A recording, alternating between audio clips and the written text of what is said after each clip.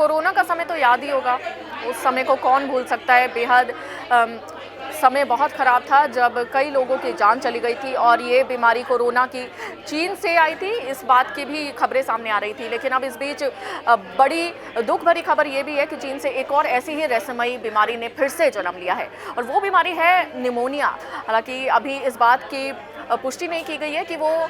इस बारे में जानकारी मिल रही है कि वो बीमारी जो है वो निमोनिया की तरह ही है और इसी को लेकर अब चीन से इस बीमारी की उत्पत्ति हुई है और इसको लेकर अब राजस्थान में भी अलर्ट कर दिया गया है, अलर्ट जारी कर दिया गया है, एडवाइजरी जारी की गई है। और इसी को लेकर अब आपको बता दूं कि जो निमोनिया की बीमारी है उसमें लोगों को सांस लेने में दिक्कतें हो रही हैं, खांसी जैसी तकलीफ़ों का सामना लोगों को करना पड़ रहा है। और इस बीमारी की उत्पत्ति हुई तो चीन से है, लेकिन इस बीच अब पूरे भारत में इसको लेकर एडवाइजरी जारी कर दी गई है और इसी को लेकर अब राजस्थान में मॉक ड्रिल की गई थी जिसमें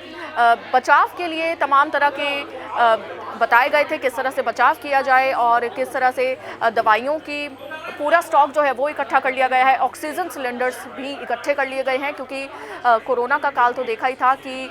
दिल्ली जैसे शहर में भी कोरोना के लिए बेड्स कम हो गए थे अस्पताल में और मरीजों की जो संख्या थी वो भी लगातार बढ़ती हुई नजर आई थी और इसको लेकर अस्पतालों में किसी तरह के कोई भी पुख्ता इंतजाम नहीं किए गए थे। लेकिन अब रहस्यमयी बीमारी जो चीन से सामने आई है और उसको लेकर अब पूरी तरह से इंतजाम किए गए हैं, पूरी तरह से इंतजाम लगातार जारी है। हालांकि